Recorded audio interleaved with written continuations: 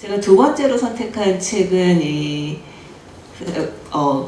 또 올 수도 있을 것 같아요. 제가 이 사일런트 머신 길자라고 하는 김창완, 우리가 아는 그 유명한 김창완 씨가 지은 책입니다. 이 책에서 이 책은 일종의 그 얇은 짧은 약간 동화에 가까운 소설들로 이루어져 있는데요. 여기에 이 단편 중에 하나로 숲으로 간 조조라고 하는 작품이 있습니다. 그래서 제가 이 작품을 읽어드리고 싶었는데 사실은 제가 이걸 처음 읽었을 때도 되게 펑펑 울었고요.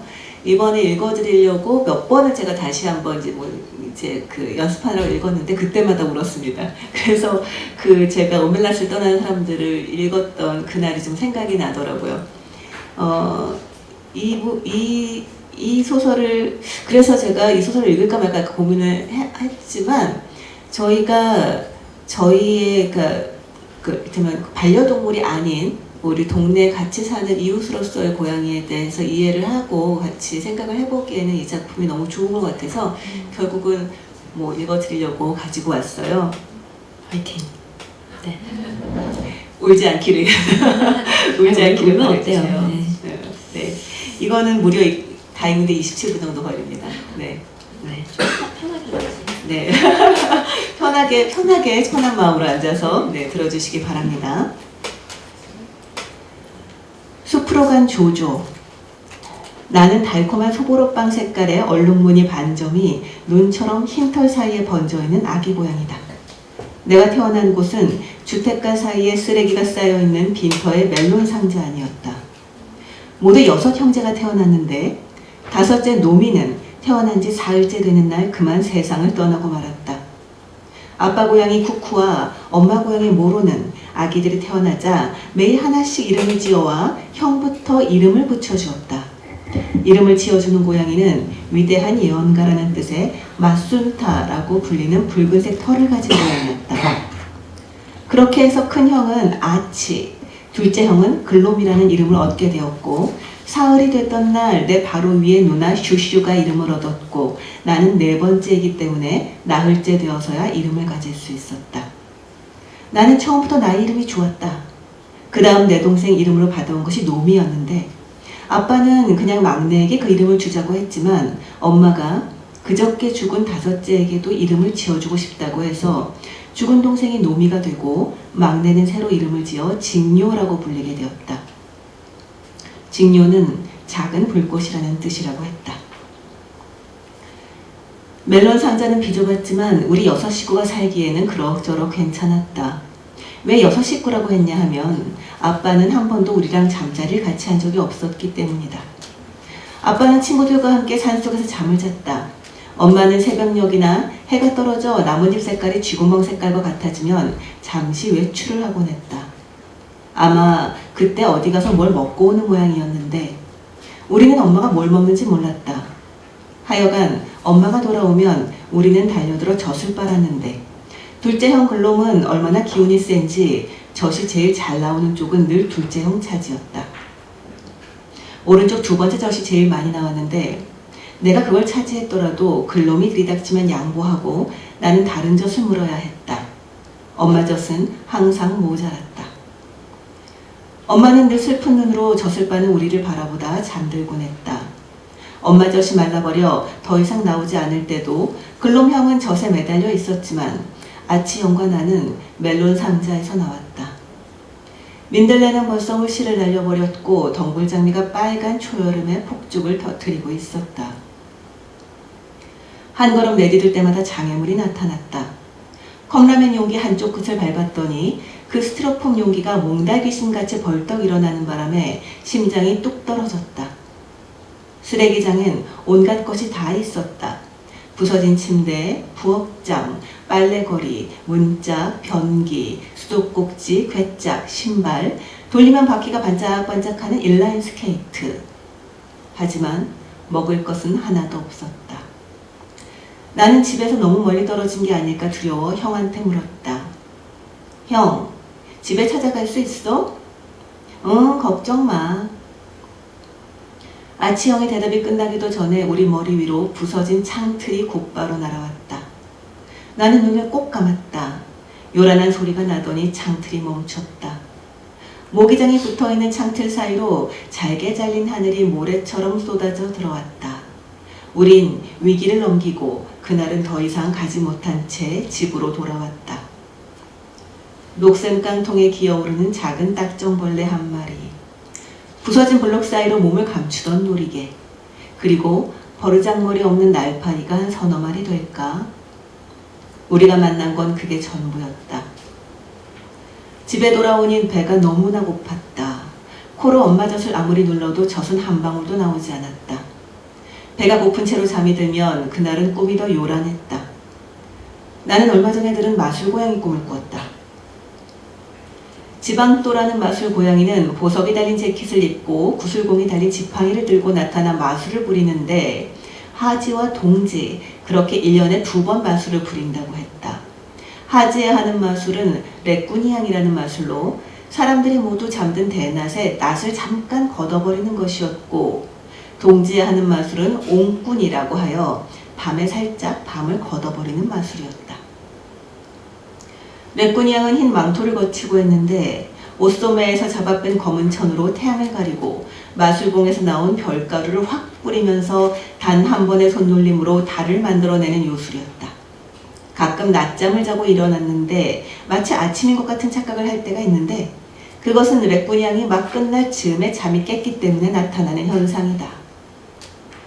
비슷한 마술인 옹꾼이는 검은 옷을 입고 하는데 커다란 칼로 밤을 가른 다음 태양이 있는 쪽을 걷어내리면 순식간에 황금빛 햇살이 쏟아져 들어와 모든 고양이들이 한밤중에 불꽃 파티를 하게 된다. 잠자던 사람들 중에 한 사람이라도 잠이 깨면 옹꾼이는 끝이 났다. 그 즈음에 깬 사람은 한밤중에도 대낮인 줄 알고 돌아다녀서 옥류병 환자처럼 보이기도 한다. 어쨌든 나는 그날 레꾸니앙 마술을 하는 꿈을 꿨다. 꿈에서 깨어나니 아직도 벌건 대낮이었다.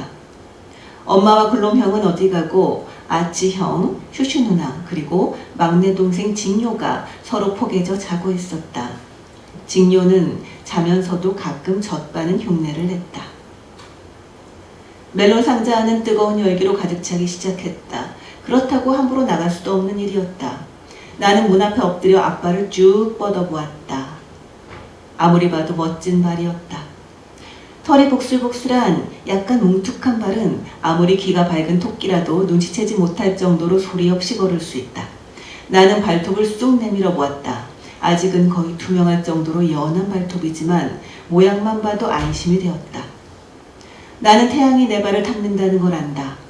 나는 발을 멜론 상자 안으로 끌어들였다. 햇살도 따라 들어왔다. 나는 조금 더 뒤로 들어갔다. 햇살은 더 들어오지 못하고 문 뒤쪽에 그림자를 만들었다. 배가 고팠다. 그리고 다시 졸음이 쫓아왔다. 잠을 깨니 엄마가 와 있었다. 나는 허둥지둥 엄마 젖을 물었다. 왼쪽 2번째 젖꼭지를 물고 있다 보니 글롬형 차지였던 오른쪽 2번째가 비어 있었다. 나는 재빨리 그쪽으로 자리를 옮겼다. 역시 오른쪽 2번째였다. 내가 코로 서너 번 꾹꾹 누르자 달콤한 젖이 흘러나왔다. 마치 입안에서 옹꾼이 마술이 벌어지는 것 같았다. 이렇게 맛있는 걸 만들 수 있는 건 지방도밖에 없을 거야. 그러나 누가 벌써 눈을 떠버렸는지 마술은 끝났다. 젖은 더 이상 나오지 않았다. 슈슈 누나가 젖꼭지에서 떨어지며 엄마에게 물었다. 글롬 오빠 어딨어? 엄만 대답 대신 멜론 상자 지붕을 쳐다보았다. 낮에도 그렇지만 밤에도 집안보다는 바깥이 더 밝았다. 밑에서 올려다본 엄마의 모습은 스핑크스처럼 커다란 검은 슬픔 덩어리였다. 엄마가 아주 낮은 목소리로 얘기를 시작했다. 슬퍼하지 마라. 이 세상엔 아주 짧은 밤이 있는 낮과 아주 짧은 낮이 있는 밤이 있단다. 글롬 오빠는 아주 짧은 낮이 있는 밤이었나 보다. 누구나 왔던 곳으로 반드시 돌아가게 된다. 어디서 왔는지를 잊지 않고 사는 것이 가장 중요하단다. 연이 연줄이 없으면 알 수 없듯이 숙명은 우리에게 연줄 같은 거란다. 엄마가 말을 마치고 났어도 아주 짧은 순간이지만 멜론 상자 안엔 약간의 울림이 남아 있었다. 글롬형의 죽음을 받아들일 수 없다는 혼란스러움이 아직 남아있는 것 같았다. 하지만 쥐가 꼬리를 감추는 시간이 흐르기도 전에 멜론 상자 안에 낙 같은 침묵이 흘렀다. 태어나서 처음으로 배고픈 것을 잊었다. 슈슈 누나는 입구에 나가 앉아 별을 보고 있었다. 멀리 조그만 별 하나가 태어나는 게 보였다. 우리는 그 별을 글롬별이라고 이름 지었다. 이튿날 아침 참새들이 수군거리는 소리에 잠에서 깨어났다. 자동차는 정말 무서워. 어쩌다 저 길에서 작은 고양이 한 마리가 또 치였잖아. 죽은 고양이의 날인 어제와 산 고양이의 날인 오늘이 너무나도 똑같은 게 나는 잘 이해가 되지 않았다. 오늘은 아치형과 쓰레기산을 넘어 학교 앞에 있는 애견천국까지 가보기로 했다. 애견천국은 동물병원이었는데 강아지들이 새끼를 분만하기도 하고 다친 동물들이 치료를 받으러 오기도 하고 강아지나 고양이를 팔고 사는 곳이기도 했다. 형하고 나는 그 집 앞에 있는 빨간색 우체통 옆에서 어슬렁거리며 구경을 했는데 들창고 시추가 얼마나 지저대는지 주인복이 민망해서 자리를 떴다. 개들은 하여간 소란스럽다. 돌아오는 길에 내가 배고프다고 하니까 아치 형이 아구찜집 쓰레기통을 뒤져보자고 했다. 얇은 비닐봉지를 뜯으니까 매운 냄새와 콩나물이 쏟아졌다. 아구 뼈다귀를 씹어댔지만 혀에 불이 나는 것 같아 못 먹고 돌아서는데 주방 뒷문이 열리더니 웬 뚱뚱한 아줌마가 고래고래 소리를 지르며 물바가지를 내둘렀다. 이놈의 도둑고양이들! 우리는 누명만 쓰고 물을 뒤집어 쓴 채 달아났다. 아무것도 못 먹고 뜀박질만 하니까 배가 더 고팠다. 우리는 덥기도 하고 털 손질도 해야 되고 해서 멈춰 서 있는 검은색 승용차 밑으로 기어들어갔다. 몸을 떨어 대강의 물기를 털어낸 다음 앞발부터 차근차근 털 손질을 해나갔다. 혀로 앞발을 핥다가 이 발이 꽁치였으면 얼마나 좋을까 하고 생각해 보았다. 배고픈 고양이는 싫어, 배부른 고양이가 좋아 하는 동요를 계속 불렀다. 어린 고양이들은 대개 말을 배우기 전에 노래를 먼저 배운다. 그 중에서 제일 많이 부르는 노래가 배고픈 고양이는 싫어이고 그 밖에 주룩주룩 비가 오네, 나뭇잎 사이에 달, 초록꽁치, 쥐야 쥐야 등이 있었다. 1절부터 4절까지 4번쯤 부르니까 털 손질이 거의 끝났다. 우리는 차 밑을 빠져나와 학교 담장을 타고 다시 집으로 돌아왔다. 오다가 시커멓고 덩치가 산만한 시궁쥐를 만났는데 어찌나 으스스하게 생겼는지 온몸에 털이 다 섰다. 아치 형은 그래도 덮어보려고 했는데 꼬랑지 길이만 해도 우리 몸통만 하니 어찌해볼 도리가 없었다. 나는 형 뒤에서 쥐야 쥐야를 죽을 힘을 다해서 불렀다. 그때 나는 그 가사가 어린 고양이에게는 안 맞는다는 걸 알았다. 귀엽고 통통한 쥐야, 너의 갈 길을 묻는 나에게 부드러운 눈빛을 보여줄 수 있겠니? 하는 대목인데 저놈의 시궁쥐는 귀엽지도 않을 뿐 아니라 이빨이 얼마나 억세게 생겼는지 한번 물리면 곧장 애견 천국으로 가야 할 판이었다.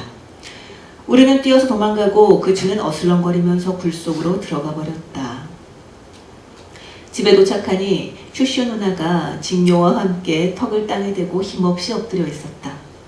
우리가 멜론 상자 안으로 들어가려 하자 할 수 없이 조금 비켜서면서 슈슈 누나가 혼잣말같이 중얼거렸다. 대책이 없어. 나는 그 말을 딱 한 번 들었는데 한밤중에 아빠가 엄마랑 얘기를 하다가 그 말을 하고 밖으로 나가버렸기 때문에 안녕이나 잘자처럼 무슨 인사말인 줄 알았다. 그런데 형하고 내가 돌아오자마자 누나가 그 소리를 하기에 나는 의아해서 물었다. 누나, 대책이 없어가 무슨 말이야? 대책이 없다는 말이야.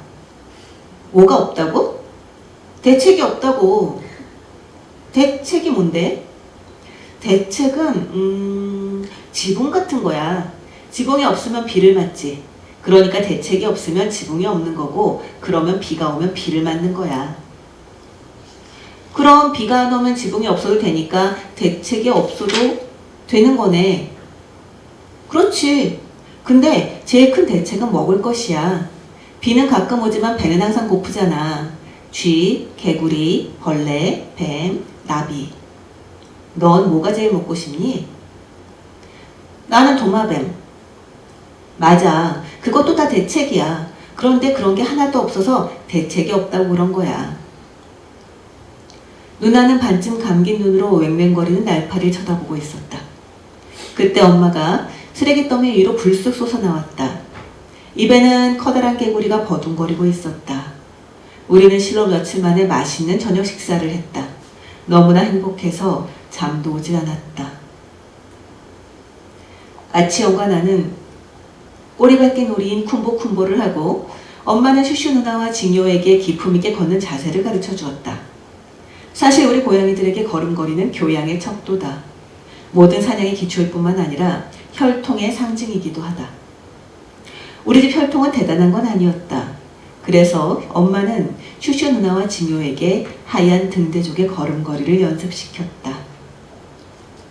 누나는 금방 따라하긴 했는데 아직도 고개가 좀 젖은다고 몇 번씩 다시 걸어보곤 했다. 막내 징요는 앞다리가 벌어져서 도대체 자세가 나오질 않았다. 그렇게는 개도 걷겠다. 얼마나 속 터졌으면 엄마가 그런 심한 말을 했을까. 징요는 눈물을 뚝뚝 흘리며 걸음걸이를 연습을 했지만 우리가 봐도 영락없이 푸들의 걸음걸이였다. 우리는 막내를 징요라고 안 부르고 주로 별명인 팅요라고 불렀는데 징요는 작은 불꽃이라는 뜻이고 팅요는 치와와나 말티즈같이 작은 개를 일컫는 말이었다. 팅요라 팅요라 팅팅요 팅요 팅요 팅팅요. 형과 나는 쿵보쿵보를 하면서 박자에 맞춰 팅요 노래를 즉석에서 지어 불렀다. 듣다못한 엄마가 한 말씀 하셨다. 고양이는 남의 상처를 가지고 놀리지 않는다. 나의 상처는 명예지만 다른 고양이의 상처는 나의 수치다. 이제 징요를 그만 놀려라. 엄마는 꼬리로 가볍게 징요의 눈물을 닦아주었다. 우리가 징요를 놀리긴 하지만 나는 이 세상에서 가장 귀여운 고양이를 꼽으라면 단연코 징요를 꼽을 것이다. 아빠를 모으고 엎드려 자는 모습을 보고 있노라면 어느덧 멜론 상자 입구의 해그림자가 왼쪽에서 오른쪽으로 가 있다. 한마디로 하루 종일 보고 있어도 싫지가 않았다.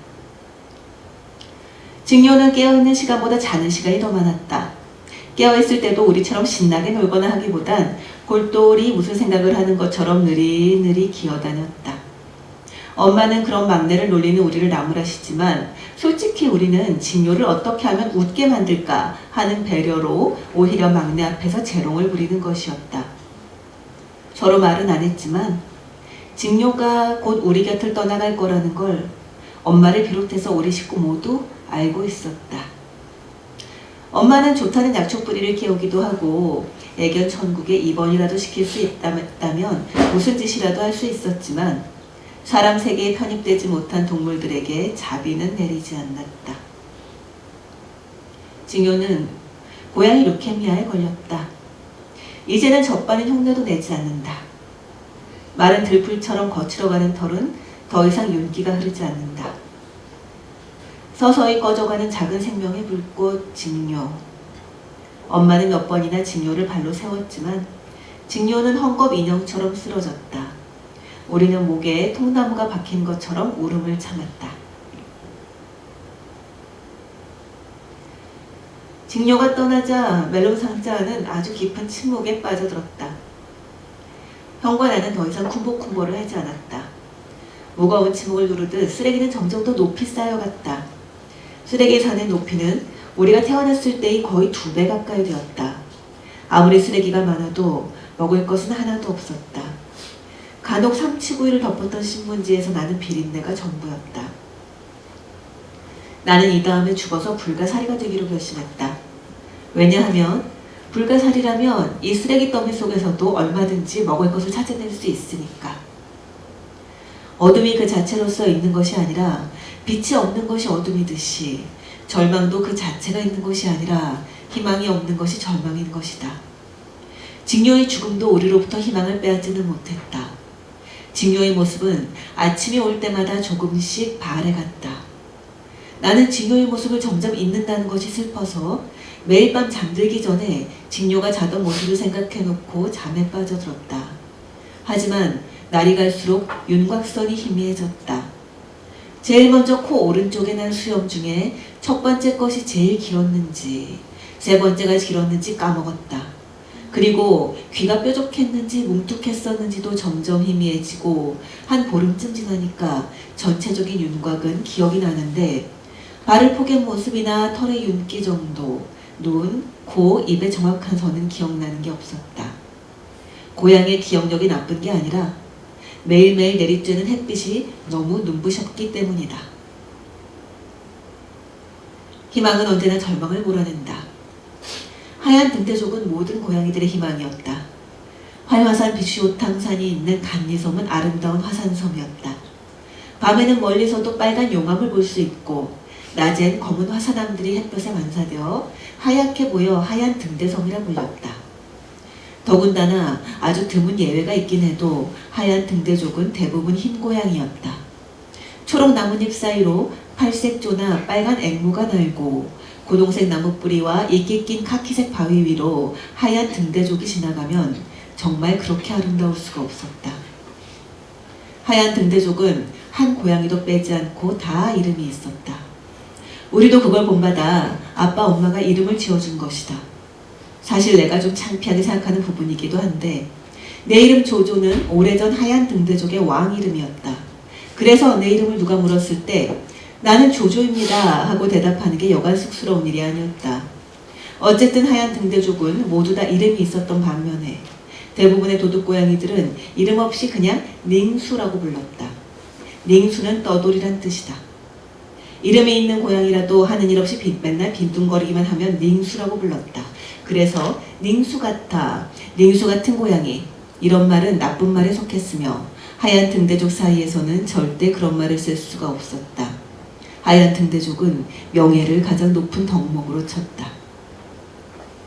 하얀 등대족 새끼 고양이들은 태어난 지 일주일만 지나면 걸음걸이를 배웠으며 예절에 대해서도 배웠는데 고양이 사이에서뿐만 아니라 꽃, 나무, 새, 불벌레와 구름, 파도에게도 예의를 갖추도록 교육받았다.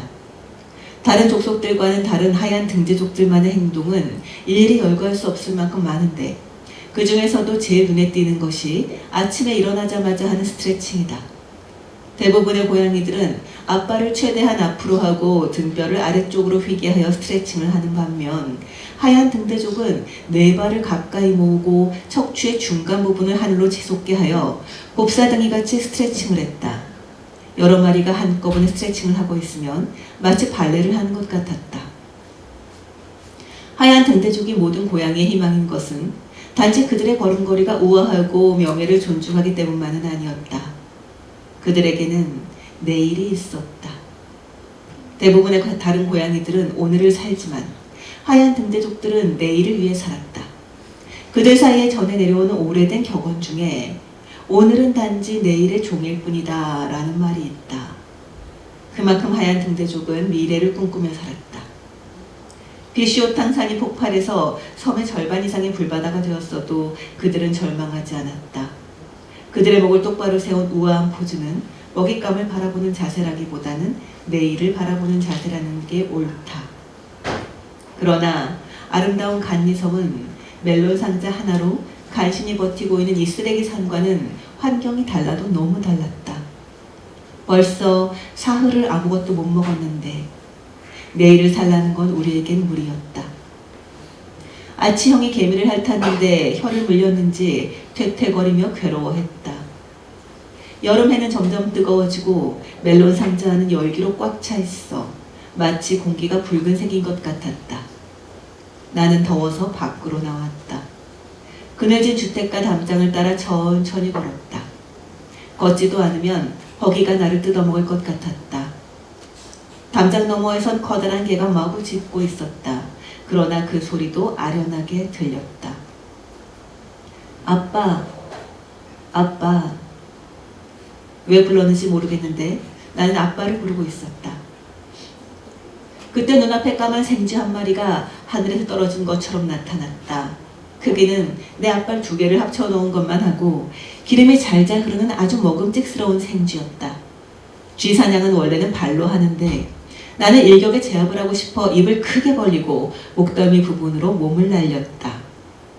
꽈당. 앞니가 무엇에 심하게 부딪히는 것 같았다. 정신을 수습해서 자세히 보니 그 쥐는 꼬리가 없었다. 꼬리만 없는 게 아니라 털도 없는 맹산이었다. 내가 덥석 문 것은 주먹만한 까만 돌멩이였다. 시큼시큼하고 흔들거리는 앞니는 바람이 불 때마다 심하게 아팠다. 나는 계속 아빠를 부르며 걸었다. 담장의 덩굴장미가 나를 내려다보고 있었다. 꽃이 참 아름다웠다. 하얀 등대들이 꽃을 만나면 하는 인사가 있다. 메로뿌슈. 메로뿌슈는 꽃님 안녕이라는 뜻이다.